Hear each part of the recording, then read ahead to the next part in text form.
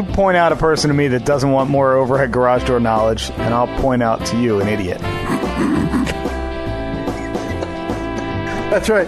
If you're not searching the globe to find more knowledge about the overhead garage door opener, you are an idiot. By the way, my mic's about to fall again. I'm not surprised. This is why this podcast is ending. I can't endure another Christmas season with this. But I feel like it's with all of those people who it seems like they just live and breathe the political climate of today. Whereas, they're joyless. And that's why we present to you, how do you cut your sandwich? I mean, why argue to divide a nation when you can argue about dividing a sandwich? So I think we're airboxing with pulleys for limbless dogs. That's where we're at? Yes. Okay, good. That I think you summarized it well.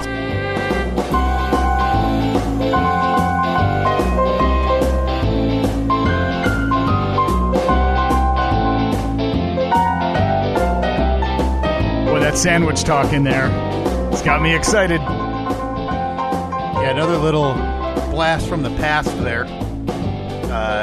Limbless dogs, yeah. I occasionally able, as I've talked about, to dig into the archives of, what I like to, the most random titles ever, to pick one that fits the time that I need, and they're a blast to probably our most notorious yet unfulfilled legacy, the charity box off for the Limbless Dog Association. LLDA.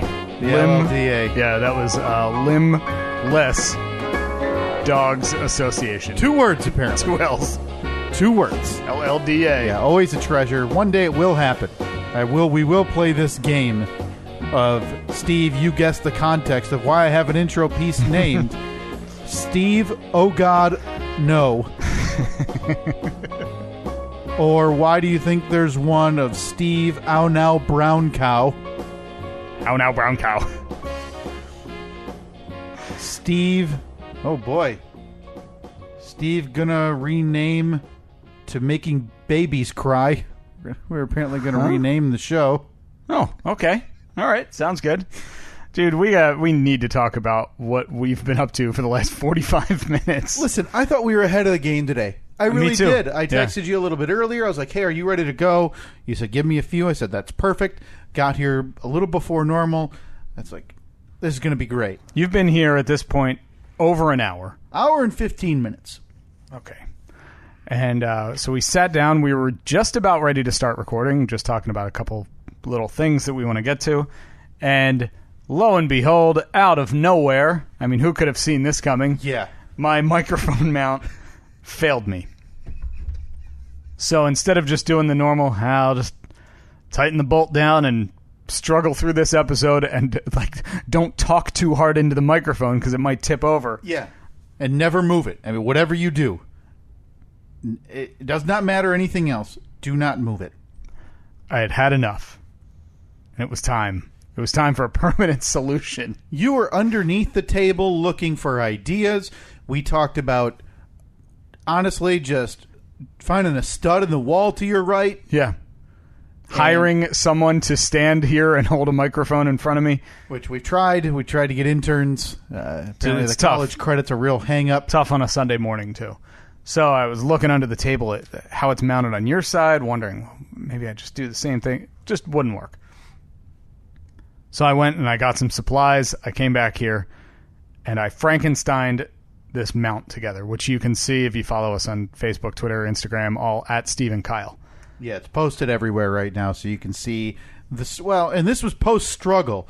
I would argue when I started recording, it was post-struggle, and Steve, you were in problem-solving mode. I was, and I now see why and how you've made Annette cry. Because of the frustration, the rage, the just bullish behavior in general. Just throwing things off the table. I start recording, and I think maybe I'll catch a quick video of you and chime in what you're going to do. And mid-word, the drill starts going. I kind of sound like the father in A Christmas Story when he's fixing the furnace. Right. Just the stream of obscenities that you can't really understand, but you know that they're obscenities. Right. And but hey, let it be known it's fixed. And as for right now, seems to be. This is the most solid it's ever been. Sure. I've never been able to move the microphone like this ever. No. This would just... I honestly think even that little wobble, you drop 1 to 2 more screws up towards the middle of the table, even that wobble's gone. So it was. I drilled a board directly into the table. The mic's now mounted to that. Again, you can see the video, Facebook, Twitter, Instagram, at Steve and Kyle. Well, at least you picked a finished piece of wood. Yeah. Otherwise, this whole table would look like garbage. So you recorded it because it ended up being fairly funny. Yeah. Oh, boy, that was a good one. Too bad we're not going to have a 2020 throat goblin tournament. But anyway, I thought, hey, that's a funny... We should post that video. Thinking that it's a open up Instagram, type funny caption, throw a few hashtags in there, send it out to the world. Well, no.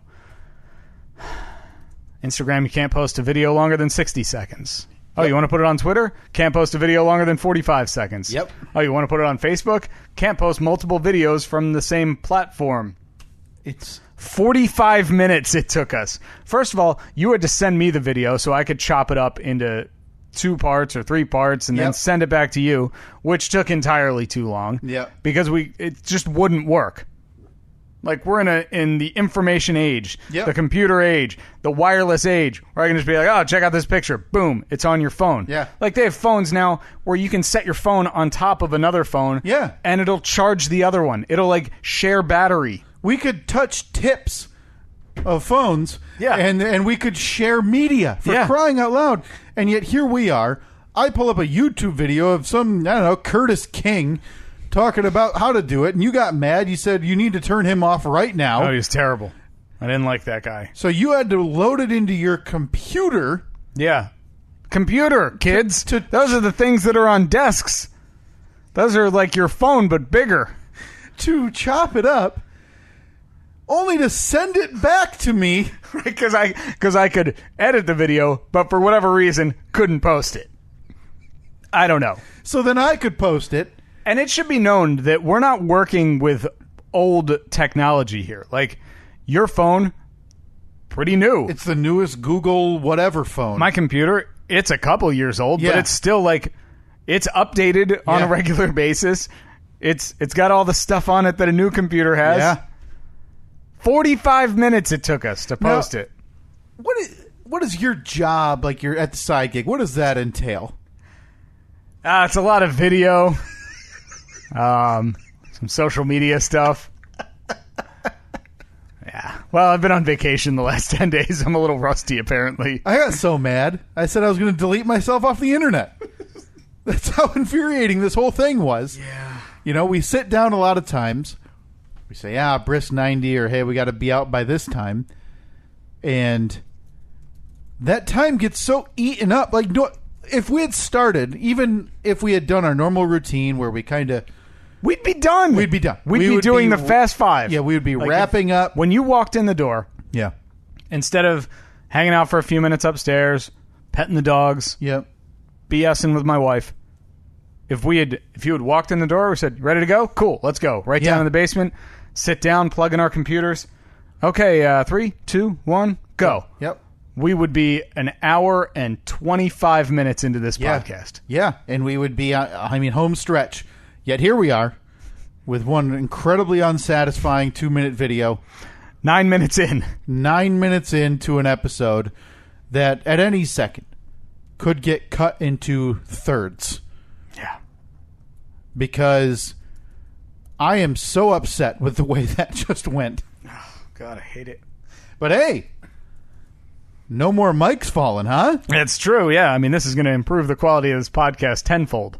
I mean, and by quality of the podcast, you mean, once a week where you have to mute yourself for about 60 to 80 seconds so you can crank down her down again. Yeah. I mean, there was discussion of like welding that was going to take place. Yeah. Putting this mount in a vise and bending it. Yeah, and drilling it into the Drilling wall. it right into the studs. Yeah, this thing was going to be hanging off the wall. Well, you know what this means? This means APS 4.0 is never coming because we don't need it now. Look at us. Was anybody under the illusion that it was on its way? When I was... Before 3 seconds ago, was anybody on the planet listening to this podcast thinking, you know what? I bet 4.0's around the corner. Could be it. When Annette and I were on vacation last week, this week, we were in California for almost a week, like 6 days. And right now, the 2 days before we left were two of the most hectic days ever. You and your wife and Reed stopped over during what was one of the most stressful times of my life in recent memory. And I was working on hardwood flooring upstairs. Sure. Yep, you were trying to complete a project that was somewhat time sensitive, but you've done it before. Have done it before. This is all stuff I've done before. We needed to get the hardwood flooring done by last Friday because we were leaving for vacation Saturday morning, like 6 a.m. Saturday morning we were leaving. We were gone until basically yesterday, and then tomorrow a guy is coming over to do the baseboards and everything. Finish up. Just hired it out. So basically I needed it all done last week because I knew that I wasn't going to have time to work on it in the little time that I was home before I went back to work. So I had to rent like a nail gun. We had all of our boards and everything. I needed to have that nail gun back by 5 p.m. the day that... And 5 p.m. was your deadline because the actual deadline was 4 p.m. Right. Technically, it needed to be... I had rented it until 4. They closed at 5. And so we were there at 4:30. You were there at 4:30. And I was like you were talking to Annette as I'm running up and down the steps because my saw is out in the driveway, the flooring upstairs. So I had been running since 7:30 that morning. I had been running up and down the steps, cutting boards, bringing them back up, nailing them in, going down, cutting boards. Most people would say, why didn't you just bring the saw upstairs? This saw, I don't know what it is about it, but it makes the biggest mess I've ever seen. I'd still be cleaning up sawdust if I had brought it upstairs. Right. So at 4:30, you guys show up, and I'm like, hey, just working here trying to get this last board in. Well, I put the last board in about 2 minutes after you guys left, unplugged that nailer, handed it to Annette.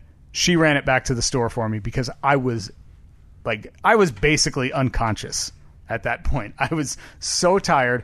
I looked at my watch. My watch told me, I think I posted this picture, like a screenshot from my watch because it tells you the flights and everything. Sure. I had climbed like 60 flights of steps that day alone, just going up and down the steps out to the garage. But this whole thing was so we could get this all done before we left. Yep. So we were on vacation, and we've agreed that unless it's like a little project, like, oh, we need a new doorknob, or like, oh, that piece of trim fell off, we're not doing any projects for the foreseeable future. Whoa. With baby 9 weeks away. Hang on. That's a big reveal that you're burying because she's essentially like you're out there, Kevin Costner Waterworld. You're just sailing away. Yeah, and she just sucked the wind from that sail. You're done for the time being. Happily done. Because like you said, the flooring ended up being a bit stressful time wise, and it's not like it's been projects that. And I'm not saying you have to enjoy these projects. But these projects that have come up aren't ones that you typically like enjoy doing, right? Like there's some that you talked about. You don't mind doing this. I enjoy stuff to an extent. Yeah. For me, I enjoy the result. So I know that even though it's a pain while I'm doing it, when I can finally stand back and look at the finished product and it looks nice, I love that. And I love the fact that we're doing it in our house and I'm going to be able to admire it for years to come. Yeah. It's great. But so we decided, like when we decided that we were going to do the bedroom project before the baby, which was like kind of up in the air. When we decided that we were going to do the project before the baby, Yep. we also agreed, all right, then this is it. Once baby's here, we're not doing projects for a year. Right, and you didn't have anything in the pipe. Like that was it. I mean, you have ideas. No, I mean, yeah, there's plenty of stuff that, you know, you like always to want to do. redo the bathroom or Sure. redo the kitchen or whatever. So we were on vacation, and I think we were, I don't know, we were like having dinner or something, and we were both like, man, it's really nice knowing that we just don't have anything lined up. We don't have to do any projects. There's not going to be, it's going to be limited trips to Home Depot. Yeah. Maybe running out, picking up a pack of screws every now and then if a doorknob comes loose or something. Mm-hmm. So Annette was like, well, what do you want the next project to be? I was like, I don't know. Because you've got so this year alone, this spring and summer alone, you've now redone the flooring upstairs, finished that, and in your bedroom. You've gotten your shed. Got the shed, yeah. Those are the two main ones, right? And the baby's room. Yeah. Little carpet that you had hired out, put in there. You painted, did all the other stuff Yeah, in there. that ended up being a fairly decent significant project, yeah. project. Those would be your the three big ones that you've Big done three, this year, yeah. right? Big three of 2019. So she said, or one of us said, maybe I said, but she agreed. What about the studio? Yeah, right, whatever. Yeah. Oh, yeah. So, yeah, folks. On its way. You heard it here first. I think there's a chance. Oh, God. Yeah, right. Okay. There's a chance. Yeah. Hedge everywhere, please, by the way, because there's just going to be disappointment abound. And it's not going to be me, because I've accepted. This table, now with 3 holes in it, is where... Oh, 4. Four. Got 4, You 'cause that was, yeah, you hit this one, something. It hit a piece of metal under there or something. This table with 4 holes in it is where this podcast dies eventually. My prediction was this Christmas, but I've accepted it. So I want you to, whatever you're about to say, hedge as much as possible for the sake of everybody. Let me ask you one question. Mm-hmm. That door over there, Yeah. when was the last time you opened it? It was when I nearly found out that you guys were pregnant before you had announced. Oh, because we had everything stored in there. You and I, occasionally. So to pull back the curtain a little bit, occasionally we'll sit down and you'll say, I have this idea for the studio, whatever, and we'll talk about that for a minute or two. And you've had ideas about the door, you've had ideas about seating, how we want our table to look, things like that. And the last time was I hadn't looked in the room since you moved in. So you moved in. Yeah, it's concrete walls, Yeah. concrete floor, and studs. So we had mentioned something about how, we maybe wanted it to look or feel. And so I said, man, I haven't seen that room since you moved in, since we started recording down here. So I just opened the door. There was some stuff in the middle. And you thought that may give away that because you were moving stuff out of Because what is going to be the baby's it was room. like my desk and everything that used to be up in what was the office. When in actuality, that could have been the way it looked the first time I looked at it because I hadn't looked at it since. But in that mindset, when you're trying to keep something a secret, you assume that every single thing you do is a tell. Yeah. So to answer your question, Steve, it was March. What would you say if I told you Uh-huh. that if you were to open the door, Yeah? you may be surprised? Yeah, okay. You want me to... Yeah. I'm going to think... Okay. Can't wait. It's just going to be your desk. Go ahead. No, I'm going. All right. Walking over there. Because this was talked about on vacation? Yeah. Okay. Yeah. So you must have been hard at work yesterday? Huh? You never know. Move the recliner? Well, there's another way to get in there. It hasn't moved. The Right. recliner. Okay. Wow. Looks pretty good, right?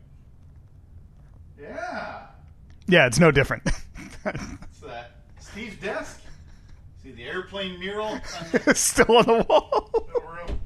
There's a legitimate 8-foot long, 5-foot tall airplane mural on our wall in the basement. Yeah, no, I didn't do anything, but I'm thinking about it. Okay. Why don't you throw a few qualifiers? Like I said, You need to hedge your bets here, hedge everywhere, because I've moved on. I don't care. The budget for APS 4.0 that we were just gone. What did we say the budget was? We didn't say one, but we had some money socked away.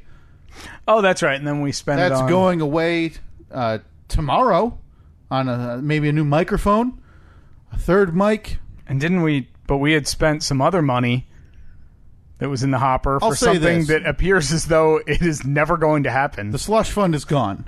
That's all that needs to be said. The slush fund has gone bye-bye, and I'm okay with it. Listen, I've already predicted this podcast dies by Christmas. It's going to be the ghost of Christmas past is going to be this podcast. So you're I don't care about the studio. I'm all good. I'm all convinced set that that Baby M is ruining all hopes at studio and podcast. No. Because right now we're lucky enough that me with my son, it works with, either my wife being home or I can drop him off at my mom's or whatever to come record for a couple hours and be gone.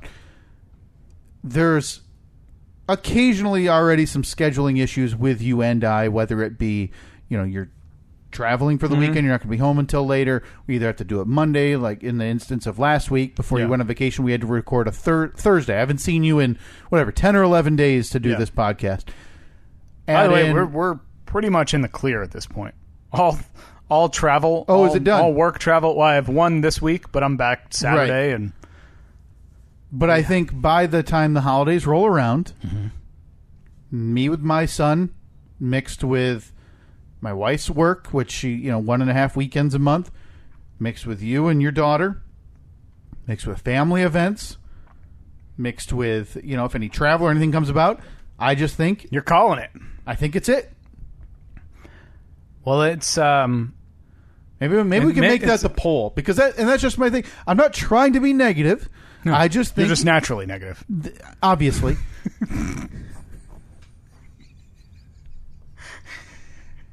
Yeah, you don't have to try. Yeah. You don't have to try you don't have to try to be 5'8" or whatever you are. You just are. It comes naturally.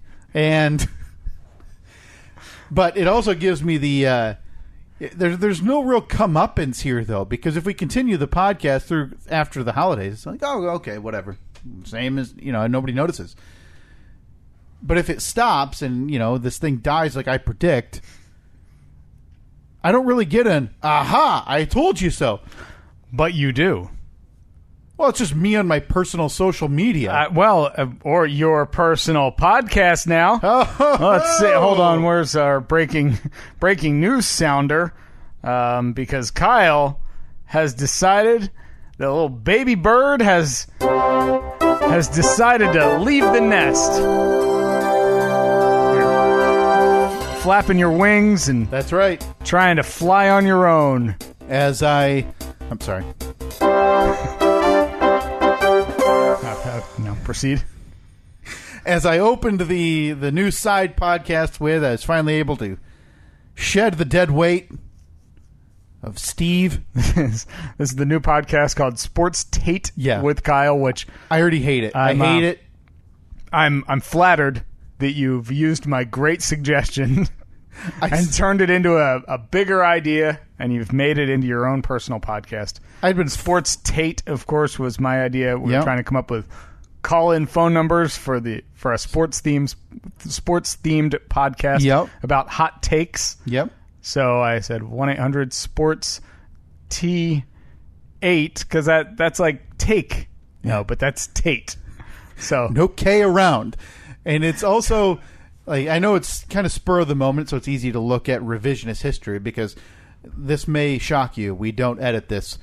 It's really... It's, with the exception of like a cough every now and then.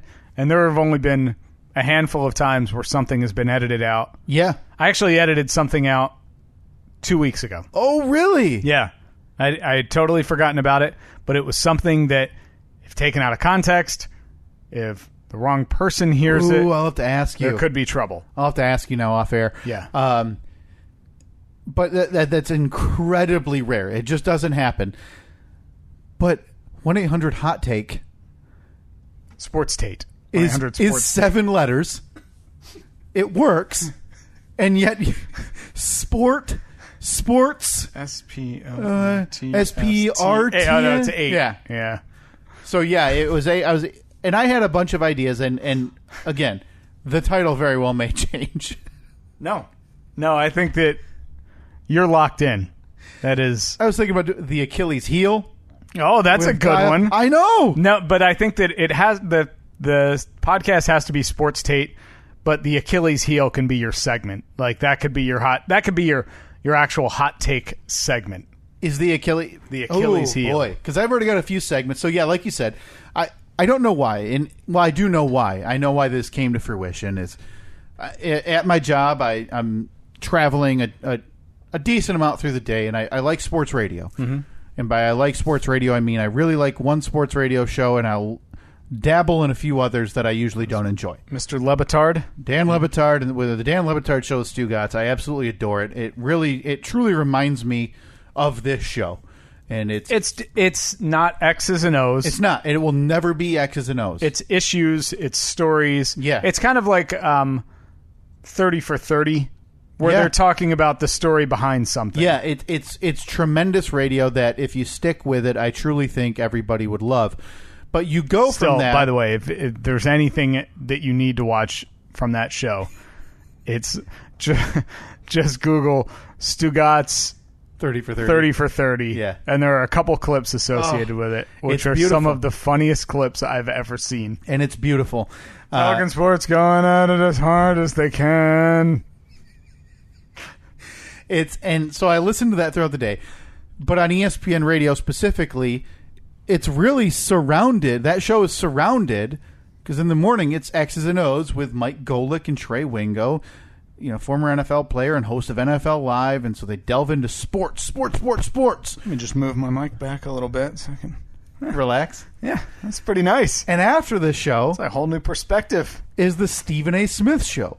Which God. Stephen A. Smith is just known for being riled up and delivering hot takes. Just the worst. And I'm trying to work my way into listening to the Stephen A. Smith show, maybe not regularly, but my other options are garbage on regular radio at that time of day. So I listen until I get aggravated. Well, riding with a coworker last week especially, I got aggravated one day. He was talking about the NBA, and I'm not going to dabble into X's and O's, but essentially the number one team in all of basketball last year, Steve, was the Milwaukee Bucks in terms of record. And he was laying out all these teams and all the trades because the NBA free agency period is just a hullabaloo. It's crazy, frenetic, right? Mm-hmm. And he had said he was listing off contenders in the Eastern Conference of the NBA, and I am admittedly not an NBA fan. So he lists off like 5 teams, and then he says, and to a lesser degree, the Milwaukee Bucks. And that made me so mad because I there's no reason. I don't care about the NBA, but it's in my mind, this team was the best team last year. They've done hardly anything to be minimized. So we went on a few-minute rant and decided I've got to get a microphone. We've talked about this. We've talked about and I don't even think it's a total non-story. It's not like I couldn't do it here. We've talked about this. It's just an inconvenience for me and you. You sent me a text when I was on vacation saying, I think I'm going to look into this mic, or how much did we spend on our equipment? Yeah. And I said to you, I was like, just come over and record. I don't care. Yeah. And but yeah, you're right. It's not convenient. No.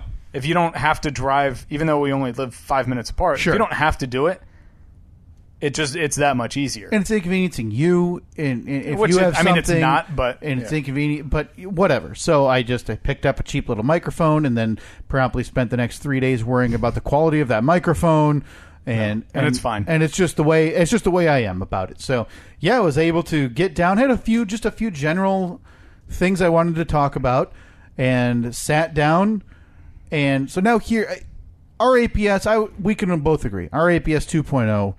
Luxury. That was, we peaked. That was a life of luxury, peaked for right? What, 30 episodes? Yeah, 25 episodes. We had the table that we built with the laminate or whatever that you had found. Yes, it was a beautiful structure with carpet that we installed. Oh, awesome! I wonder what that room is now. I still want to know. I bet it's just they probably just have boxes in there. And Yeah, it's like kids' toy storage. What are we supposed to do with this? Yeah. Or it's like a sewing room or something. And then we move down here, which is still, it works, right? We have a long folding table. Our equipment's in one side. It works. I mean, our microphones are securely fastened to the table. Oh. So what I have for sports tape... It's tape... really possible for me to now impale my knee... Oh, you got a nice... on the screw sticking out the bottom of this table. Didn't really think that one through. What I have with sports tape, Steve, is because, again, I was worried about the audio quality and just picking up other noises, which I worry about more than I'm sure anybody listening does, but I feel like, we've had it here a few times where even you've been like, geez, oh, Pete, is it a zoo or what's going on? Well, for me, I have a son who might start crying, animals who are walking across the floor. You could hear if their nails are on the hardwood, whatever. So I go into my basement, I shut the door from the basement to the upstairs, and then I shut the door from there to the washroom, the door to the storage room. I turn off the air conditioning because I don't want it to kick on while we're recording, and I go into the spare bedroom, and I close that door. Well, what I don't have in there is room for a nice 6-foot folding table with everything on it. So all I have is a dining room table chair with no armrests and a bed. And this dining room table chair I just dragged into the room because we brought it down so we had room for my son's high chair. And so it's me hunched over a dining room table chair, my computer resting on a bed so I can just see the wave that I'm recording, and this microphone that I bought for cheap that doesn't have a microphone arm, and it wouldn't matter because I don't have anywhere to hook it onto. Can you get a floor stand one, like you're in a band? Ooh, that's not a bad idea. That's what I need to look into. I need to spend more money on this project. Go over to Guitar Center, pick something up. So it's me hunched over, and I'm holding this microphone that comes with a tabletop tripod. Right. So they're about 3 inches long, 3 legs, and I just bunch them together and hold them. So you held that thing the whole time. Oh my God. It was just 25 minutes or so. Yeah, I was going to say, I think it was 28 or 29. I listened to it the other day on the flight back. And I just hit there and hold it. And I need something better. I need to do better than that. And it happened on a whim. I had been thinking about it all day, and I was so excited to do it. I was shocked at the turnaround because I think you sent me a text on Monday, maybe Sunday. Yeah. Saying, hey, I'm thinking of picking up a microphone. And then, like, the next day, you were saying, hey, I'm trying to record, but I can't hear this, or some settings were off. Yep. Like, wait, he just told me yesterday he was thinking about it. No, man. And then, like, the day after that, I see on Facebook that the podcast is released. So, and I described this on Sports Tape with Kyle. If you'd like to listen, it's right in the Steve and Kyle feed. Yeah, so you don't have to do anything to subscribe nothing extra. To it. It'll show up if you listen to it. Fantastic, and I'd love to hear your feedback. Again, if you enjoyed it, that's great, and I love hearing that. But if you legitimately I enjoyed it. I listened to it on the flight. I think I enjoyed it. It's so weird doing something alone after we've done 150 whatever of these in the exact same, you and I facing each other. Yeah. And kind of knowing, you saying you were looking for your old pal Steve. You were just looking not for content. Looking for the answers, looking for guidance. Steve, you're like the security blanket, But I knew in this regard that security blanket would have been soaked in water if I was looking for you in that regard. You would have jumped in with not that nice at all. 1994 Philadelphia Flyers take about the backup goalie depth. Yeah, I mean, look, you need knowledge on Ron Hextall. That's what I was going to say. If you wanted to come to this guy, and that's why Sports Tape with Kyle is the official spinoff. So, but it's so weird because there is none of that. So I feel like, and in everybody's instance, you're your own worst critic. So I feel like I talk too fast. I was worried about the audio quality and all of this stuff. But so it will advance. It will change. It will get better. It will, adjust, and it will sound a little different from week to week or from episode to episode, not week to week. Dear God. Early reviews are in, by the way. Would you like to hear some? Oh, yeah, sure. Yeah, what do you got? On Facebook, friend of the show, Chris. Oh. Who is really adamant about helping us build APS 4.0. Maybe I'll actually take him up on that. Yeah, and just a sport nut. Mm-hmm. If I know Chris, it's that he's talking sports, going at it as hard as he can. Yeah. I feel like this is Kyle starting to talk about sports ball and Steve playing the closing music progressively louder and louder. Yeah. Yeah, well. Pretty close. And Dan DeVries on Facebook. If Ambien just isn't working, now there's Sports Tate. Hey! I like that he got the name of the show in there. Yeah, thanks for the plug. Yeah, so again, if you enjoyed it, that's great. I love it, but if you had any issues or something you'd like to hear, let me know. We are working on, and Steve and I are having and going to have some discussions about maybe changing a few things in the way the show comes to you and the content that's coming your way. So this is step one of that, really. And I enjoyed doing it, even though I sat there nervous and I felt like I rattled off a million things and I don't remember 1 second of it. I enjoyed your talk about the U.S. women's national team. Yes, that was one of the 2 topics. And I also, like I mentioned, what spurred Sports Tate to come to fruition was the discussion of the NBA landscape from me, a non-NBA fan. So I really wanted to dive into that. So they're going to be shorter, and it's not going to be 90 minutes of me by myself because that's an intimidating idea. Yep. And I now, not envious, but I don't understand how people do full radio shows by themselves, like Jim Rome. Oh, it seems terrible. It can't be enjoyable. The stress is 100% on you to keep content coming, and so there's not long silences. So, you'll be getting one of those occasionally. There's no set timetable, maybe every month, maybe every few weeks. It will not be weekly. I just, now that I don't have the time for that, I don't feel like people want that either. I don't think people are looking for one every week. So, yeah, no, thank you. I appreciate you listening. And even if you don't listen, go ahead and download it and then delete it. It still counts. And download it again a couple times. Yeah, do what you have to do. But yeah, that if you subscribe to this podcast, you'll get that in your feed. Yeah, and if you just subscribe to this, and even if you don't follow us on social media, which you don't have to, that's not essential. And you're maybe wondering what that was that popped up last Thursday for you. There you have it. It's a little sports sidecast that I've decided to start that I'll be doing occasionally. And the big thing that I did want to get... Does that mean that I have to do Jeep Tate? Hey, you listen to Sports Tate. I'll listen to Jeepcast or Jeep Tate. I think it's got to be Jeep Tate. I think any sidecast has to be Tate. I think you need to do it. And it's weird because... like we talked about, it's not an inconvenient. It's not like a massive inconvenience to drive 5 minutes over here. But man, for me to carry my computer and a microphone into the basement, and that was it. Yeah. Do you know how nice that was? Oh, I bet. And you would be in the same thing. You wouldn't have to wait for me. You wouldn't have to plan things around, when I'm getting here. You're sitting there on a Thursday afternoon or whatever, and hey, I got a half hour. And I've been thinking about... I got a hot Tate. I've been thinking about... tire shine. Yep. Which, honestly, to me, is just as interesting as the NBA landscape is to you. So I feel like we're really going to hone in on a bunch of different listening markets to get there. So, yeah, Steve, I do need you to have Jeep Tate in the can by this week.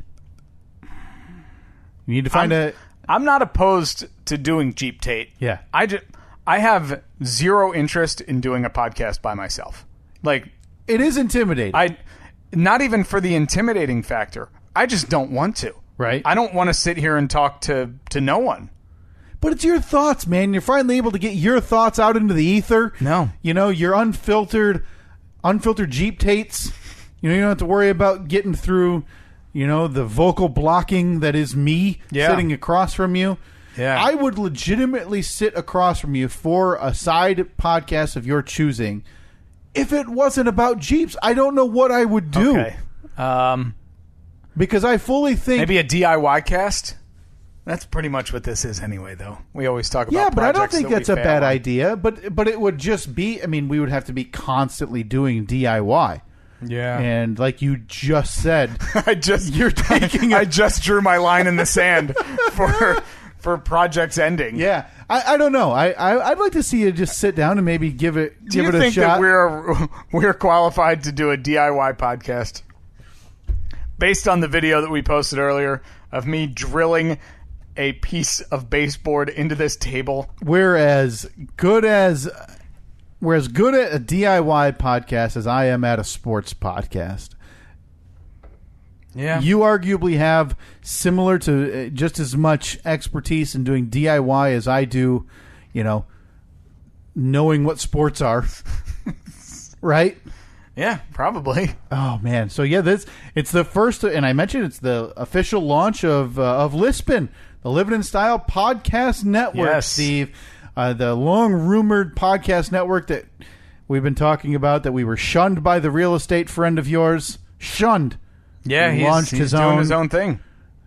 And all of our other ridiculous plans we've talked about over the years. Yeah. Sports Tate's the first one to come to fruition. All right. I'll put something together at some point. About something. There you have it, folks. Something Tate. Something about something Tate. I don't know if that name is really going to get us any listeners.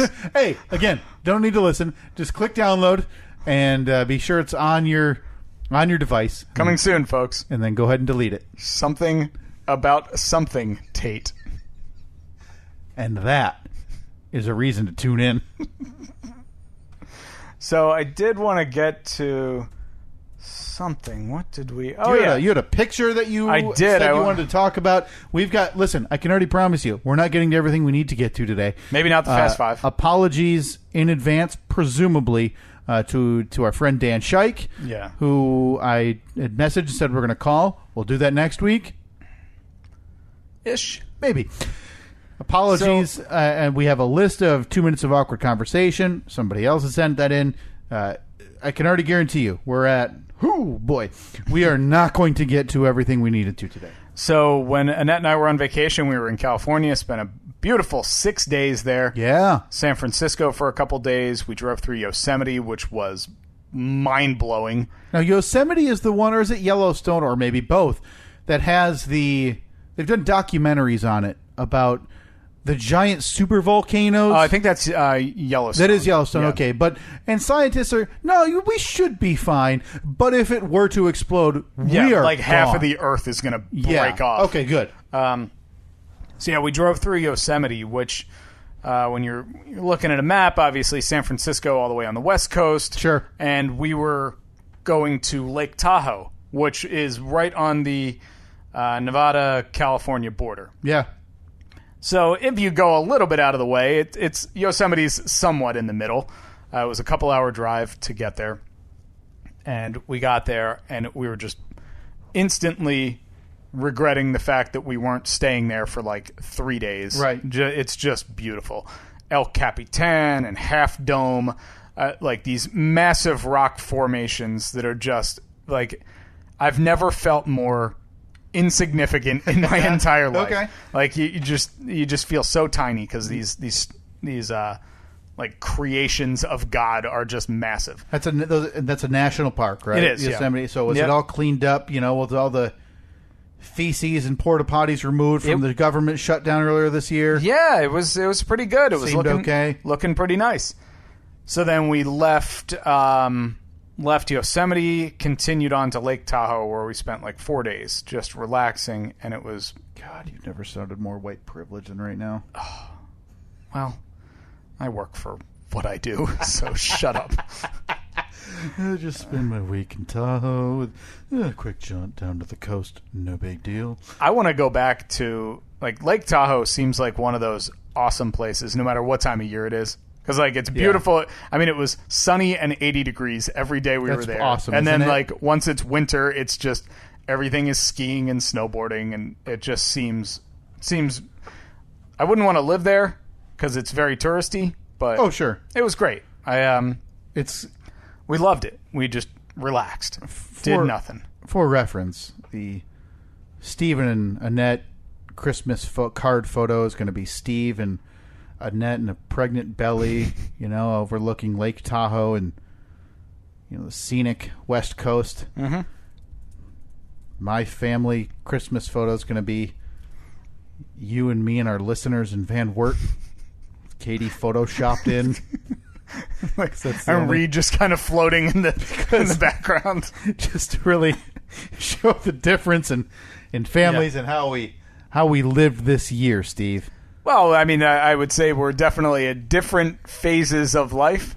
A couple months from now, I'm going to be right there with you. Yeah. Next year, our big trip is going to be like to the grocery store. Well, obviously, I kid anyway. We talked on this podcast about my trip to Washington, D.C. And all that. So, obviously, I jest. It's just, I don't know. Like, Lake Tahoe, and again, I've only heard about it in, like, television shows and movies, I knew nothing right? about it. I knew nothing about it. All I knew is that because of a series of events at work. Yeah, you were able to go. Our parent company, maybe in an effort to smooth over some of the garbage that they had laid before us for the last 2 years. Literal garbage. Literal garbage. That's important. They said, pick where you want to go and we'll buy your flights. So I thought, okay, cool. Our big thing is we always want to try and go somewhere where we haven't been before. Yeah. Because it's too easy to just be like, I guess we could just go to Chicago for a couple days. So if somebody else is paying for paying the freight to get us there, sure, we're definitely going somewhere where we've never been. Yeah, and you've talked about, for years you've spent your vacations essentially visiting family. Yeah. Hers, yours, everywhere, and there comes a time, and I think now is perfect for you. There's you have a baby child on the way. Yep. It's time, you guys need to live for yourselves and enjoy things, that you've wanted to do for a while. So everyone refers to him now as the baby moon. Yep. It's last vacation, just the two of us, until everything changes in about 2 months. So while we were there, we were sitting around one day, and I said to Annette, I was like, hey, I know that the bedroom project is coming along, but I think we should make a honey-do list of stuff that we just want to have done before the baby's here. Yeah. APS 4.0, not on that list. No. That's a whole other... Nowhere near that That's list. on the list of things I will never do. That's on that list on your phone that you'll look at when you get a new phone, and you'll be like, oh, I didn't know I had notes that got transferred, and you'll see, APS 4.0. Yeah, it's on there. It's on there with fly to the moon. Finish my flight lessons. Eat fire. Yeah, snorkel with sharks. Yeah, that's about it. Yeah.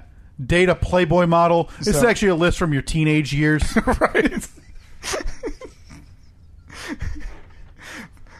Go out with hot chicks.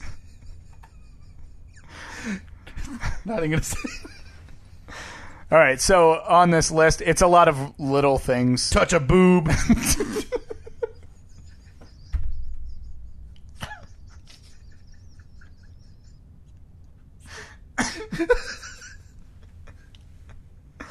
Again, Teenage Steve. Right, yeah, Teenage Steve making the list for Adult Steve. Well, Steve, for the entire listening audience, congratulations. Thank you. Finally, I'm a man. Okay. All right, sorry. No more interruptions. I apologize. Yeah. That's out of line, and I don't mean to block you like that. So, some of the stuff on the list, it's real basic stuff, things we've been meaning to do. Like we wanted to, on the front porch of the house, there's two white, the posts. Yep. And they're looking kind of dingy. So want to put a fresh coat of paint on them. Put up new house numbers. Got to get a smoke detector for the nursery. Just basic stuff. And one of the things since we moved in has been get a new mailbox.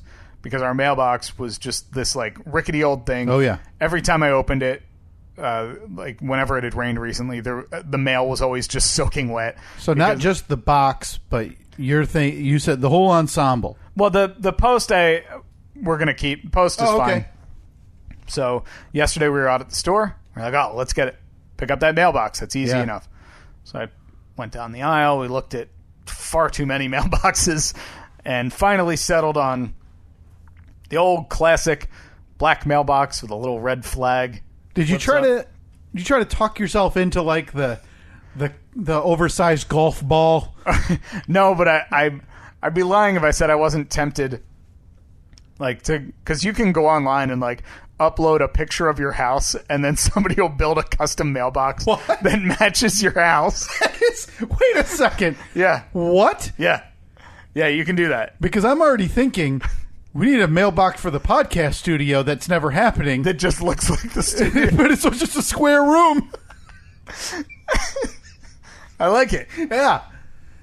So, like I said, standard issue, black mailbox. Yeah. Says U.S. Mail on the front of it. And as I was putting it in, because I put it in this morning. Yeah. I'm putting that stupid thing in, and I have a picture pulled up here. So this is just the box. So like you said, you can you unscrew the old one from the post? Yep. And You just same holes. A couple screws pop out, and then this one, like, there's a little plate that you put on that mounts to the post, and then the mailbox mounts to the plate with a couple of screws through the side. Now, you seem like the kind of guy to me, though, when you look at your, you said you looked at way too many mailboxes, so you're looking at the box itself, but you're the kind of guy who, well, I mean, the post is fine, but look at the savings if we buy the whole... Buy the whole thing as a unit? The whole kit and caboodle, and then... No.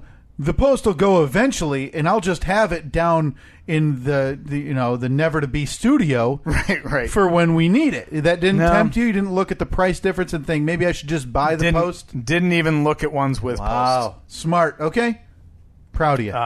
Now I would like. Don't get me wrong. I would love to do like one of the nice like thick cedar posts. I think that they look beautiful. Put a nice stain on that. Yeah, it looks great. Yeah, but then that's digging up the old post, getting a bag of concrete, putting a new... Nope, not happening. Not worth it. I simply want one that looks newer, Yep. that keeps my mail dry, and that the little flag actually stays up on. Because our old one... Wouldn't stay up. Put the flag up, falls right down. Put the flag up, falls right down. I don't send out a lot of mail, but when I need the flag up, I need the flag up. Yeah. All right, so you're checking that box off the list this morning. Checked it off. It's done. But as I was putting that mailbox in, did you notice it, by the way, when you pulled in the driveway? I got to be honest. No. Okay. I mean, that was honest. I was really distracted by the bright yellow appearance of your lawn. Yeah, it's not that bad. I didn't even notice that either. No, we need to take an updated photo to send to the listeners because don't do it today because since we were away, I haven't cut the grass yet. So okay, maybe I'll take. Now you're self-conscious about the lawn. I am. It's green again. It is, yeah. I honestly, I said that in joking. I didn't even notice anything out of the norm in the yard. I'm sure you had that center patch, and it's probably just it's dwindled way down. It's by filled now, in right? pretty well. Okay. Put some more seed in there like a week ago or 2 weeks ago, and it's starting to fill in. But as I'm putting this stupid mailbox in this morning, something jumps out at me. Like I said, the little flip down front says U.S. Mail on it. Sure. And then stamped on the bottom of it, like in raised letters. If you look at the Jumbotron, you'll see the picture that I have posted. Oh, would you look at that? Oh, my goodness, Steve. My dream job. Can you imagine? Well, stamped on the front of the mailbox in raised letters, it says, approved by the Postmaster General. Yeah. Okay. Man, what a gig that is, and I appreciate you making sure your mailbox falls in line with the arduous end of the driveway warriors. I'm going to scrape that off and see if they question me. And do their jobs successfully and safely on a daily basis. We thank you for making sure the integrity of your mail receptacle is up to code. And personally, I don't think it's out of line for you to send an email or maybe a handwritten thank you card to the general himself. What's his name? Post. Oh, first name Post. Last name Master. Middle name Master. Last name General. No, he's the general. Oh, he's okay. General Postmaster. Okay, I've never heard it referred to in that. Yeah, and you have to have that cadence as well. Yeah, General Postmaster. Yeah, not General Postmaster. You just sound like an idiot. It's General Postmaster, and that is currently Megan Brennan, obviously, as everybody knows. And Megan Brennan, listen, if you follow the forums like I do. Is she wearing the costume? No, she's got a nice... like those denim blue shorts with the stupid stripe on the side of them. She's got a seat in D.C. Oh, do you want to... Okay, if you want to keep dogging... You're a letter carrier. If you want to keep dogging General Postmaster, do you want to know who the first General Postmaster was? Oh, please. Blow my mind. Our very own Benjamin Franklin, Steve. So keep dogging the Postmaster, him or herself, because Megan Brennan is carrying on a tried and true legacy. Listen, like I said, if you scour the forums like I do and like I know you do. The Postmaster forums? The Postmaster forums. We all know Megan Brennan has a discerning eye for a legitimate mailbox. So you should rest easy tonight and every night going forward knowing that your mail receptacle is up to Megan Brennan's code. So are you telling me that when Company X designs a mailbox, they have to send a prototype to this idiot who can then say, First of all, looks good to me. Whoa. And second of all, I would argue the most important task of a postmaster's job and career for the United States government is ensuring the safety of not only our end of the driveway warriors in blue. Safety? But also ensuring... What could go wrong? But also ensuring the quality and safety for the letter sender themselves in use. So thank you, Megan Brennan. Thank you to all current, previous postmasters and generals. What? Okay. Describe to me the last letter carrier related mailbox injury. Oh, there's carpal tunnel all over the place in the letter carrier industry. Because they're too difficult to open? You get some that are too difficult to open. You've got some that just fly open. There's been some bleeding issues with flags like yours that were safety hazards, just willy-nilly flapping in the wind. I don't even want to get into the ulnar nerve injuries that our letter carriers and end of the driveway warriors have had to endure over the years. Oh, boy. So thank you, Steve, and thank you, General Postmaster, for looking out for everybody's health. I don't know about you, but my favorite General Postmaster, not Benjamin Franklin, in a real upset. You consider yourself a patriot, don't Marvin Travis Runyon. And now he danced through a couple of different presidencies. George H.W. Bush was retained. Travis Runyon? Yes, Steve. Took place. Good old MTR. Yeah, now I'd appreciate some respect. He passed away in 2004. Oh, God rest his soul. He was a forceful and charismatic figure. Cremated and buried in a mailbox? Picked up. Is that approved by the postmaster?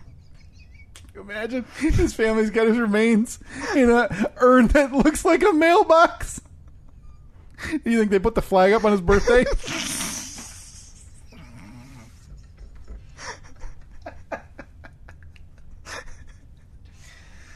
Oh, Marvelous Marv. I call him the Runnin' Runyon. Carvin Marvin. His two nicknames. Marvelous Marv and Carvin Marvin. What's he carving? Carving through that route. Carving through neighborhoods. And by the looks of him, carving through the ladies. Is that a compliment? I mean, you don't get called Marvelous Marv, by being not dashing. That's Marvin Travis Runyon. Again, passed away 2004. Rest in peace. We did miss the anniversary, the 15th anniversary of his passing, Steve. Luckily, though, we are only 2 months away from being able to celebrate what would be his 95th birthday. Oh, boy. We'll have a little celebration. Of course. Maybe we'll go over some of Marvelous Marv's, Carvin Marvin's career highlights. Best deliveries. Like one time he delivered the Inquirer to the Smiths. Oh, that's a newspaper. He stepped down in 1998, Steve. 1998? So he was up there already. Well, yeah, 98. So he was 74, still hucking letters, sorting mail. You think Marvelous Marv was working OT in the holidays like the rest of our Into the Driveway warriors? No, and if he was just complaining about it like all of them do. Thank you for your service. So, okay, well, you know what? Sorry, I think I'm Mac. I am glad we were able to read. Well, I don't even know if Ask Robbie Mac listens anymore, Steve. That's for another day. Oh, no. To get into. Ask Robbie Mac and I are feuding. About what? Well, him and I aren't directly feuding. The podcast and Ask Robbie Mac are feuding. Okay. What are we feuding made about? a few posts about how he's not happy with the direction of this show. Really? Just not the same, he says. Like, seriously? I believe so. That he's, What happened? I think it's because we do shorter episodes. Well, I'm sorry, S. Robbie Mac. My Achilles is in perfect condition, and I have to work now. Yeah. We have jobs, man. We have lives. We don't get paid for this. I stand by it. I think this podcast is the same, just in varying lengths week to week. So, but, we never did talk about that poll, and we really don't have time again today. No, but what we do need to have time for... Yeah, we need to make time. We need to make time for something that's been a few weeks in the making. A few weeks in the making, but for me, a lifelong in the making for you. Yeah. A man in his now late 30s who has never tasted a bologna sandwich. I've never... Yeah, I revealed a couple weeks ago. I don't know why we were talking about bologna. Yeah. But it occurred to me that I can remember... I had never eaten a bologna sandwich. I don't know if it was because there was never bologna in the house growing up. Sure. Although I feel like my dad probably ate bologna. Well, we just talked about your wealth. Yeah. Oh, yeah. Yeah, a couple teachers as parents. Man, we were rolling in the dough. But yeah, I feel like my dad definitely ate bologna. He came from a bologna generation. He ate liverwurst, too. How old's your dad? My dad is 73. Okay, so he was born in the 40s. He's a boomer. He's born in the boomer generation. So he was born after the Depression. Yeah. But my dad was born in 46. Okay. But I feel like that was that era where everybody was worried. Yeah. Because they had, those adults had lived through that era of waiting in line for bread, waiting in line for whatever. Yeah. And so I feel like, these meats that some would call poverty meats. Oh, yeah. The worst. The worst meats. Not even meats, just meat byproduct, stuffed together into a log and then sliced. Now, I am trying to find the poll results because it was part of our polls that week, so Team Bologna, and stunning to me that it came back very, very close to 50-50. On Twitter, it was 52% Team Bologna was yes, and 48% said no to bologna. And again, that shocks me because it was a staple for me as a kid, kind of a staple for me now. So in your house with dirt floors, both then and now. So I will bust us out 4 fresh pieces of what I claim is the only way to have bologna. On white bread. Cheap white bread. I had added that to the grocery shopping list that is shared between me and Annette's phones. Mm-hmm. And she sent me a text and said, why do you want... Because I had put the cheapest loaf of white bread you can find. She sent me a text. Do you really need white bread? What do you need that for?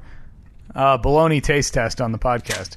Yeah. She said, okay. So 98 cents she spent on that loaf of bread this morning. So, and I have provided, Steve, gladly, because this will suffice for multiple days for me, the Oscar Mayer bologna. Now, this is the epitome of bologna. Now, this is the go-to for me for bologna, and what I would argue for the majority of America who eats bologna. That's Americana right there. It's leaking. Is your Oscar Mayer bologna. Of course, yeah. And that's made with chicken, pork, some beef added. Can I just... Fully cooked quality meat, no fillers. It's all fillers. It's how dare you? Did you not hear? Chicken and pork or whatever and beef added. I'm going to take a whiff of bologna. Yeah. Oh, my. It just looks like paste. Steve, come on. This is a delicacy. It's Oscar Mayer. Right. They have the Wienermobile. Oh, God. I just got a whiff of it. Oh, come on. Now, here's what I want you to do now, because I brought it in the house. It smells like... It smells like cold hot dogs, but covered in rubber. Now, this morning, when I brought this in, what feels like 4 hours ago... Yeah. By the way, no Fast Five today. We're skipping the Fast Five. Sorry, gang. And I said, grab the ketchup. You don't even want to try it with ketchup now, because ketchup for me is the go-to condiment. So this is baby steps. I'm sticking my toe into the water. I'm not diving in head first. Would you be willing, before having the sandwich bite, folding a piece in half and just taking a big old bite out of it? No, I think I need to do sandwich, couple slices. Okay. Yeah. So I'll give you the... So what do you do? You do I go two. So now in the patented Kyle, we go 2 slices. So this is now a lot of people. This is the Stephen Kyle cookbook right here. Now a lot of people, you're just going to slap 2 on top of each other. Yeah. Not me. Do you offset them? I offset them to make sure I get optimal bread coverage. Go. All right, I'm on board. And now normally I would drizzle on a nice Heinz ketchup. Twitter and Facebook seems to think ketchup was gross. But not for the reason you're thinking that. In preference to mayonnaise, pickles, peanut butter. I had people arguing you need to get the olive loaf, which is like... No. Shut up. You're all animals. You're all disgusting animals. That's rude, like Steve. The pimento loaf crap? Yep. Oh, yep, no. That's a big hit for some people. Not for me, but I understand it. So, yeah, and a shock to me, you had not had bologna. No. So you're gonna record this as I guess I should take a bite. It'll only take us 4 hours to post it. Try and make it under 45 seconds. Yeah. So make sure you gobble this thing up quick. All right. So let me grab the video of. Oh yeah, that is the bologna Oscar Mayer variety. That it's a staple in American homes. You're really turned off by the smell. It does not smell good. I've given myself a few slices because I'm so excited I might have a sandwich myself. Do you want me to eat it with you? Not yours. You want to eat it like Lady and the Tramp? Me in the middle? All right. So this is, again, some 88.99 white bread. 2 slices. This is no condiments. 38 years in the making. First time I'm eating a bologna sandwich. You got 8 seconds.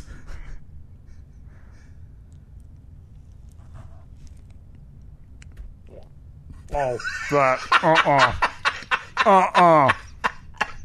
Seriously? Come on. Take a nibble off the end there. I see right on the top some bologna sticking out. Get some just bologna in there. You can't hate bologna. I can, and I do. What?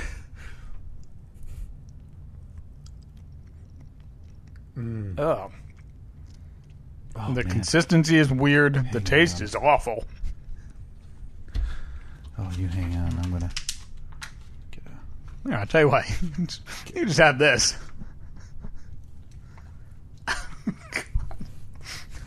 Oh, no. Oh, that's a spider.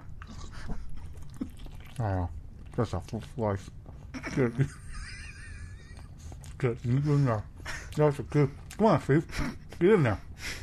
Not just a loose slice?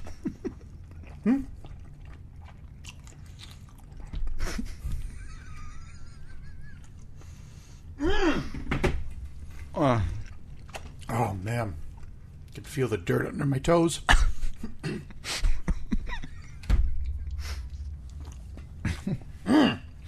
Kyle, get downstairs and sweep the dirt. It's kicking up again. It's coming through the vents. I can't sleep on my cot. I'm not sure who that's an impression of, but it's one of your parents. I'm sorry, Mom. I know. Just so everybody knows that's not true. We didn't have dirt floors. We did eat bologna, though, and I stand by it. Most American meat ever. Oh, that's not good. Ooh. Throw a little ketchup on there, Stevie. Finish that later. Well, Well, maybe because it was warm, too, because it's been sitting out for the last 2 hours. It has been out longer than it should. It is, a keep refrigerated item. Mm-hmm. Oh, I can't wait. Thank you for the... That was not great. Can't wait to finish that later. Might have the whole package. And that one slice right there just isn't enough. It's like teasing the taste buds. No, well, you are technically you're in the minority. Just to wrap that up. But we did need to get to... We also need to talk about the polls. We did. We did another handful of polls this past week. Oh, wait a minute. And also... Oh, there's breaking news? Live from APS 3.0. Breaking news concerning Murder Jeep. Okay. Here's my prediction. Rakhmin AJQ has sent you a message and just needs you to deliver your Jeep, leave the keys in the ignition, to the coast. Please load onto a ship. And then throw keys over your head and run. I really think that something big is happening. Okay, and I said this earlier, I'll say it again. But this is for your own benefit. Start hedging. Hold on. Because I'm getting kind of hungry here. grab some BS. It's bologna sandwich. Bologna on white. It's the only way to eat it. Because I feel like if you had a sandwich like you normally do, which is you go up there, so you grab what you call bread, but what is actually a shaving from the outside from ground. A bush. and then you throw the bologna on there. You're ruining the integrity of the bologna by having all those oats and grains and, right, unformed yeast, essentially, that you're just jamming into your mouth. Mm-hmm. So I'm glad you're able to have it with an American classic, cheap white bread. Yeah. It's very dry. I told you need a condiment. Maybe it's mayonnaise. Maybe it's mustard. Maybe it's ketchup. Maybe it's peanut butter. Maybe it's pickles. Do we want to do the rest of them next week? All the condiments? No, not happen. I'll bring the package back. Well, a new package, because that'll be gone. New package of bologna back for you next week? No, I think I'm good. Okay, so the last time, and I have ceased asking about the Murder Jeep. Yeah. It has still been for sale. I heard an update on it last week. I spent some time with Cy Nolan Ryan Young. Mm-hmm. He was driving it around, hoping to get some sucker to see it. Mm-hmm. So you're telling me today, the 14th of July, you have an update just that over. Seems... Let's see. I think we are 54 weeks into Jeep ownership. You have an update that you feel confident enough to talk about that might work out. I do. I mean, I'm always confident. This time I'm really confident. The last time you were confident, I can't even remember. It's been that long. Yeah. What is it now, Steve? I'm very confident because the Jeep was sold 4 days ago. Oh, no! What? It is gone. What happened? It has a new owner, and it's gone. So out of my life forever. So how much of a loss did you have to eat? What did you have to throw in? We still made a profit off of it. Hey! Yeah. Albeit probably not as much as you initially thought. No, not at all. But you've made some money off of this Jeep, and it is now gone. It is gone. It was day one of vacation. We were driving from Reno, Nevada. Mm-hmm. Nevada, I don't know. Annette told me that I said it wrong. I'm not sure which one. I think both. I would go Nevada. I think I say Nevada. How do you say Oregon? Or Oregon? Oregon. It's Oregon, right? But if it's the old video game, it's Oregon Trail. Very weird. But anyway. I go Nevada. First day of vacation. If you say Nevada, you're a jerk. Okay. I guess I'm not sure which one. It'll be on the poll this week. As well as I already have a poll question, so we'll do another string. I like doing it this way, getting multiple poll questions. Yeah. So then it can come a week like this week where we don't talk about them. So we were driving from Reno to San Francisco, and we'd stopped to get gas, and I just happened to refresh my email, and a guy had emailed about it. Said, hey, I'm really interested in your Jeep. Just moved here from Florida, and looking to buy it. So another out-of-state guy. So this was the crazy thing was it was. I think I refreshed all of the posts like on the 4th of July. Went into Facebook, refreshed it. Went on to Craigslist, refreshed it. It was posted a few other places. It was as if I had it for sale for the first time. All of a sudden, I'm getting texts and emails about it like every hour. Like, what the hell? What's going on? Yeah. The only thing I can think of is weather's beautiful. It's a long holiday weekend. Maybe people are at the beach. I don't know. They see a Jeep. They see other convertibles. Like, hey, I should get it. Yeah. I've always wanted a Jeep. Let me see. I don't know. Either that or Chris dropped it $5,000. Yeah, without me knowing. So this guy emailed. I emailed him back. I said, here's my phone number. If you need to give me a call, I'll tell you everything you need to know about it. But I'm on the road right now, so call me if you want. Driving to Alcatraz. So an hour later, he called me. Super nice guy. Nicest guy in the world. Had a bunch of questions about it. And I had a little bit more confidence in this guy because he specifically said, oh, yeah, I've owned salvage vehicles and rebuilt title vehicles in the past. Okay. So I was like, okay, cool. We're one step ahead of everyone else. And then he indicated that he wouldn't be taking out a loan for it from the bank. Cash only. Cash in hand. I was like, wow, this is great because those are the two big obstacles there. Educating somebody about a rebuilt title and then telling them, hey, you're not really going to be able to get a loan for the full value of this vehicle. So, answered all of his questions. And I said, I'm in California for the next week, but my buddy at home, Chris, he has the vehicle. And if you get in touch with him, he would be more than happy to show it to you. I can give you his number. He said, all right, great. After I got a phone with him, I texted him the address or the phone number for Chris. A couple hours later, Chris was like, hey, I just talked to that guy. He seems pretty serious. He's going to come look at it tomorrow. Sweet. Next day comes around. So Chris and I talked. We figured out what our bottom dollar was. And so Chris went to pick up the Jeep. He had it parked at his friend's house who lives on a fairly busy street with a for sale sign on it. Which hasn't worked yet. Hasn't worked yet. You tried moving it. We talked about this one day. We were recording. You had to leave and go move the Jeep. Chris went to pick up the Jeep, and he said that there were two other people pulled over looking at it. All right. Did he approach? Did he wait? No, he walked right up, and he just told them. He said, hey, I'm actually taking it to show a guy right now. He got the phone numbers of the other people. So we're Big mistake. Like, what the hell's going on? Big mistake. Here's what you do. Bidding war. You go up there. You act like a third interested buyer.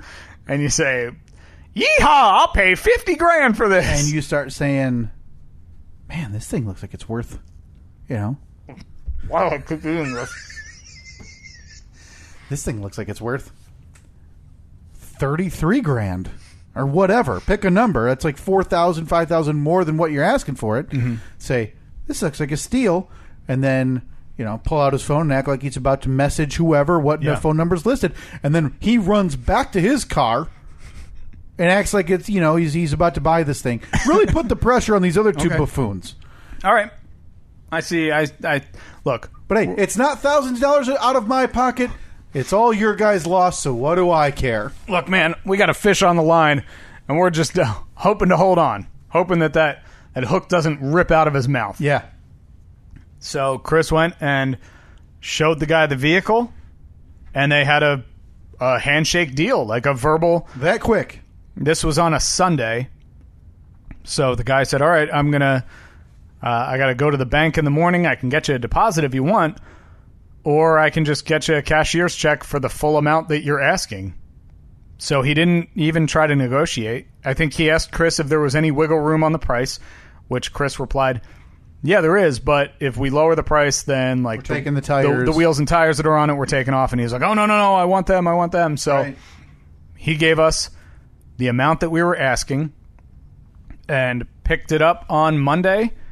And he is now he picked it up on Tuesday. He's now the proud owner of a 2015 Murder Jeep. Wow. And it is gone. I came home. We got home on Friday night, and I had a check from Chris sitting on my kitchen counter because he stopped over while we were gone. Left the check at our house for your profit, your portion of the profit. For my investment plus profit. Wow. And that was deposited yesterday, and I've never felt better. So, because I have to tell you, I hadn't brought it up for a touch of a selfish reason. I was really hoping to get to August and throw you a 1-year celebration of the murder Jeep being on the open market. Yeah, like balloons and everything. I was going to bring some party poppers. This was fully in planning mode. So 54 weeks-ish after purchase, about 44 weeks after being listed on the open market. Yeah. You sold the murder Jeep, the rebuilt Jeep by your own hands. Boy. For a profit. Does it feel worth it? Does the profit, like you're looking at that extra money, are you happy with what you got for it? Do you now know what you would do differently, what you would change? Profit for me, any profit Sure. is a success. Obviously, we're hoping for more. Yeah, would I have liked to make another $3,000 off of Sure. it? Yeah, it would have been great. But doing the math, I essentially made an extra $110 a month for the last year. Right. So I got a decent amount out of it, and I'm happy with that. I'm more happy to have the initial investment back, which was the majority, right, the majority of the money of it. anyway. Even if we had broken even, I would have been happy to have that back. The money was back in your account because that money, it's weird, even though it was gone, and I kind of forgot about it. Yeah. So to have it back, even though it was always kind of there. Yeah. It was just in the form of a vehicle instead of a dollar amount in an account. It feels pretty good. Yeah. Pretty good. Well, congratulations. I never doubted you. No, you were our champion from day one. I was out there trying to hawk this thing to any sucker who would buy it. I'll tell you what, the real MVP of this is your mom. Your mom's friend nearly bought it. Right. 1 year ago. 1 year ago, that idiot almost got saddled with this garbage. Luckily was able to get her way out of that. Yeah. World's worst transaction. So you've now lassoed another sucker from the notoriously smart state of Florida. Yeah. To buy this hunk of junk and get it out of your life forever. You know something, man? I feel like he got a quality vehicle at a good price. That's all I'm concerned about. Get a message in a week saying a lug fell off on his way back. And well, look, sold as is, no warranty, of why course. does this door open the wrong way? I didn't know that they made Jeeps with DeLorean doors. Why is the blood seeping through the floor mat under my feet? But it's gone. It's gone forever. Boy, is it a great feeling. So now the next logical question I have for you, Steve, because I heard the words, look at the clock, 1 hour ago, saying projects are done. Baby's on the way, 9 weeks away. Well, house projects are done. Oh, for God's sake. Are you in the process now or talking about buying the third Jeep, the second for-profit Jeep? Is that in your mirror? Is that in your Outlook right now? Is that what you're looking at on your phone right now? No. Okay. Is it in the cards? It nearly happened. Oh, for God's sake. Learn from your idiot mistakes the first time. What are you doing? Tuck the money and run, man. It nearly happened on Friday. I wasn't even home yet to see the check. And so you're on the same website, the auction website where you can buy these things. Mm-hmm. And Chris had found one that struck his fancy enough.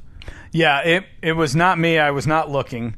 Have you guys settled on a point? Because like you said, you obviously took 40 plus weeks. It didn't go exactly as planned. Yeah. So I'm certain this time around you have hard dollars that you're willing to spend to know that you can get such and such amount of money out of it without having to, invest too much initially. Yeah, if we were going to do it again, I think we would do it quite differently. We have a much better idea of how we have to go about it. Right. So, yeah, it was like on Wednesday or Thursday. This is the day after the Jeep had driven away. Yep. Chris messages me, and it's a link to this website, and I'm like, oh, here we go. And it was... It should have been like a link from like Dave Ramsey. Like when to learn to stop.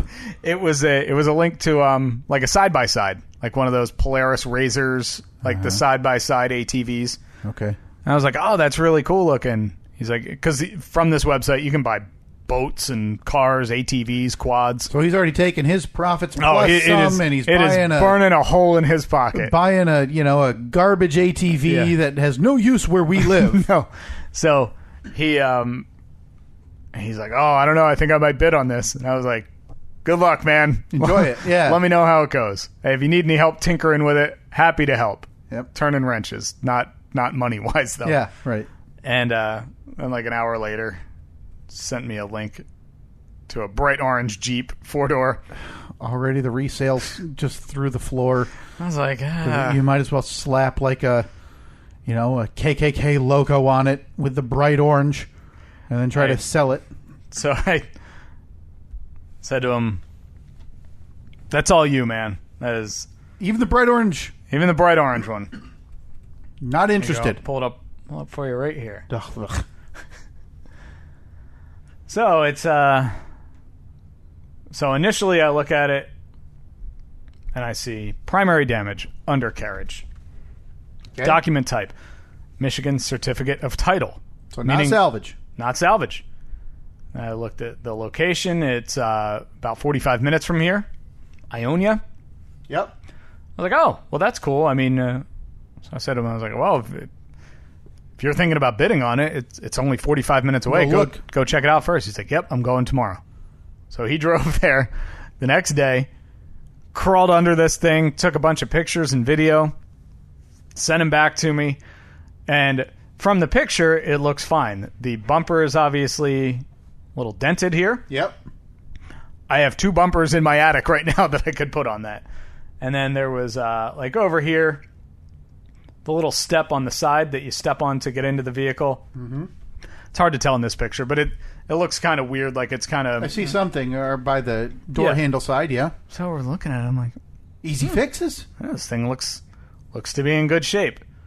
And then he sent me the pictures and the video. He crawled around underneath it because it says undercarriage damage, which means some kind of... Yeah, not running board and bumper damage. Frame issue. I was like, I don't know, man. And then he showed me like where the body actually mounts to the frame. And the bolts that it usually just go straight up from the bottom, they're going up at like these weird-ass angles. Oh, okay. So as soon as he sent me that, I was like, I'm out. There's no chance. I mean, if this thing goes for $1,500, yeah, I'm in. But if it's for anything more than like $8,000, not happening. Because what would you have to do to fix that? I don't know. The frame would have to be straightened. Yeah, like mine, uncharted territory. For mine, career. My vehicle, the one that I drive, that had frame damage. You brought it to a shop. Brought it to a shop, and they fixed it, and it was reasonable. It was like a small amount of damage, and it took them not a lot of time to fix it. But this thing, we couldn't even... Like with mine, you could tell, okay, a vehicle hit it going this way at a pretty high rate of speed, which is why it was all bent this way. But this one, like, one side was bent one way, but the other side was bent the other way. But the body was perfectly fine. It seemed like maybe somebody bought it, fixed the body, make it look all nice, and then decided that they were in over their head, put it back up, and hoped that somebody would, I don't know, not notice the rest of the damage. Wow. So that thing ended up selling for, I think, $14,000. Okay. And there is thousands of dollars still into it to get it fixed. Oh. So, nope. Well, it sounds like, though... I've not learned my lesson. You've not learned your lesson. Your other partner is over there banging his head against the dumb wall because he can't shake it out of his own head. I'll do it again. You guys will be under a Jeep in weeks. I'll definitely do it again, but it's got to be local. I don't think you I'll don't want to ship it from I don't Louisiana. Think I'll, well, yeah, I mean that's $1,500 right there. Yep. To ship a vehicle, and plus if I can look at it, I don't know if I'll ever do one sight unseen again, unless I get such an insane deal on it. It's like $500. Mm-hmm. Then I'll do it, because then I'm willing to gamble a bit. So there it is. Murder Jeep, just 54 weeks after purchase. Hey, I'm happy for you. I'm happy it's gone. The burden is gone. You had those odd-sized windows you needed to buy. Yeah. So money in the bank is always a positive thing, Steve. Uh-huh. I cannot legitimately believe you're looking to jump back in both feet. Always. You might as well strap red meat to your body and go jump in the ocean near what locals call Shark's Death Cove. Mm. But hey, happy for you. Look, man, we don't all live the high stakes lifestyle that I do. It's not for everybody. I understand that. Is it exclusively Jeeps though? You've talked about that. You're not going to be doing like a classic car redo. I know these best. Right, yeah. I know what to look for. I know what parts cost. So I'm familiar with them, so I'll stick with what I know. But yeah, I'm not going to buy like, a Mazda Miata. Sure. And try to wrench on it because you thought it was cheap. Right. Yeah. My prediction is that your hot take, if you don't have a Jeep bought in the next 9 weeks, you will not be doing another Jeep project until the spring of 2020. I think that's a good. I think that's a good estimate. So I think we will know in the next 2 months if Second Chance Jeeps is actually a thing, because it's not just you having a kid. There's obviously things going on in everybody's lives. Who knows? We'll see, Steve. I don't think if you don't have one in the next 8 weeks, I'll go as far to say this. Huge prediction. Huge. Oh boy. I think Second Chance Jeeps is dead. Whoa. If you don't have one in the next 9 weeks. I was just about to create a Facebook page for them. Theme song? Yeah. I have a little welcome video. Mm-hmm. Here at Second Chance Jeeps. Hi, I'm Steve. We don't worry about carrying costs. We'll pay you slightly too much, ask for too much, before we realize we have to come down in price and sell it a year later. Barely breaking even. But don't worry. Again, no carrying costs because we stored it in Chris's grandma's garage. I wonder if we can incorporate all of that into a theme song. Hey, jingle writers are the best, and you know a website that you can throw a few bucks on it and see if somebody can come up with something fancy. God, that would be great. I want a theme. I want a ditty for this. I think we throw $50 at a couple different people. Are you saying get rid of Malt Shop Bop? Oh no, just like if we need to transition to something. Maybe we send them Malt Shop Bop and say we need some lyrics. Oh, okay. Yeah. Well, I think we throw a few bucks on this because I wouldn't mind a new ditty. Steve and Kyle. Steve and what Kyle. If we get that sent back? Steve and Kyle. Steve and Kyle. Steve and Kyle. Steve. While I enjoy it right now, us doing it, I think if we sent even $5 for someone to send us that back, I would be mad. No. Okay. Jesse Douglas. Music from me sent 3 months ago. We haven't played. Jesse, thank you. I saw you'd send us a tweet follow-up. Yeah, but listen, you're not the only thing we haven't gotten to around here. We got a bit of a backlog. Yeah, trust me, it's in the queue. Right. We'll talk about those. All right. DJ Scuzzy Blanket or whatever your name is. DJ Murder Kids. I know that it's out of your genre. DJ Smelly Socks or what? I don't know. But if you could write, we'll send you Malt Shop Bop in its entirety. Mm-hmm. And if you could write, produce, and perform something, and I need the most falsetto of falsetto. Boy, I don't know that Jesse Douglas. Steve and Kyle. I don't know that DJ Bunnyface sings. I don't think I've heard his vocal talent. He just plays the beat types boops. and then makes the words. I've compared his type of music to simply starting dial-up internet.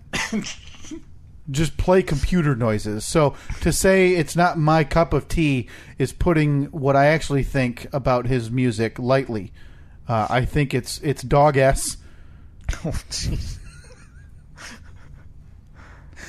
Specifically? No, or not the genre in general? The genre. Okay. The genre. The fact he sends stuff using, your throat noises. Yeah. I think that's fascinating, and I love that. I almost said a bad word. I absolutely love that. I just think the genre as a whole belongs in a burning tire or somewhere near a landfill, along with everybody who's associated with it. Except for you, Jesse. Except for you, DJ Bunnyface. What you've done using our stuff in the epitome of being vain, I think is fascinating, and I love it. Love it. That's right. Another week without the Fast Five. We did it last week, though. Another week of social media threats. Yeah, where are you going? Well, hey, we do not have the numbers to talk to people like that. Yeah, exactly. So we don't have to worry about it. We don't have numbers anyway. Doesn't matter. What are we going to offend 4 people and they're going to stop listening? Okay. I'm telling you, I'm trying to convince Steve I have a solution for the Fast Five problem. We will discuss it and it will be brought on air in coming weeks if it happens. Oh boy, so much happened in this episode. Good luck writing the recap to this. I already did it. I did it as we went along. Got the bologna sandwich taste marvelous, test. Marvelous. Marvin. The postmaster. Or the general postmaster. All right. Well, that was fun. You can download, subscribe, and review the show on iTunes while it's still around, the Apple Podcast app, Google Play, TuneIn, Stitcher, YouTube, Libsyn, Spotify, what else? iHeartRadio, Radio.com. Radio.com. Listen, anywhere. Should be on Pandora, I believe. Wherever you listen to music or you listen to podcasts. But you should be able to listen. Because you're listening to this right now. Yeah.